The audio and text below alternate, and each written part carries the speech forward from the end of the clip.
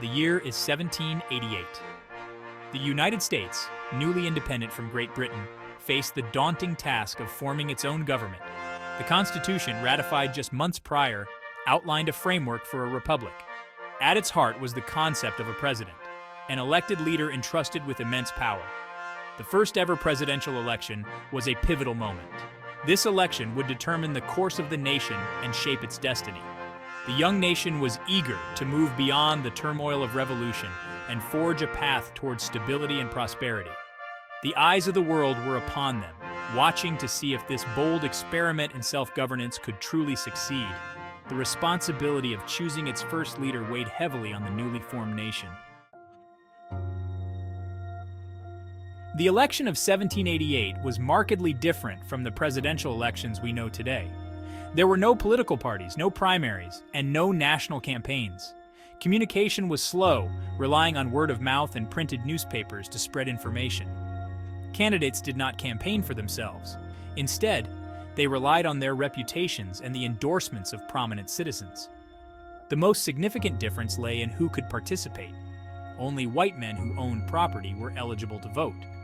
This limited the electorate to a small fraction of the population, excluding women, enslaved people, and men without property.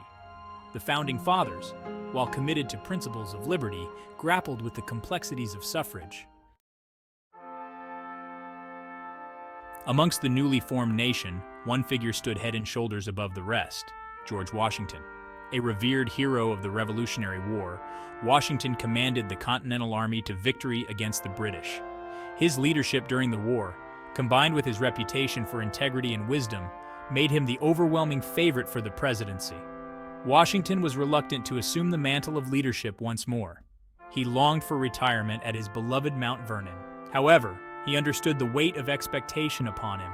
He knew that his acceptance of the presidency was vital for the stability and legitimacy of the fledgling nation. Section 4. The Electoral College, a system of compromise. The election of 1788 saw the first implementation of the Electoral College, a system designed by the Founding Fathers as a compromise between a popular vote and selection by Congress. Each state was allocated a number of electors based on its population. These electors would then cast their votes for president.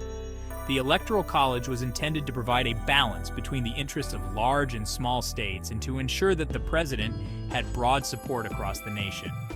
However, it also introduced a layer of complexity to the election process. The candidate who received the most electoral votes, not necessarily the most individual votes from citizens, would become president. On April 30th, 1789, George Washington was inaugurated as the first president of the United States. The ceremony took place in New York City, then the nation's capital. Standing on the balcony of Federal Hall, Washington took the oath of office, marking the beginning of a new chapter in American history. The significance of this moment resonated across the nation and beyond. The United States, born from revolution and forged in the fires of debate and compromise, had chosen its leader. The peaceful transition of power, a rarity in the world at that time, set a powerful precedent for the future.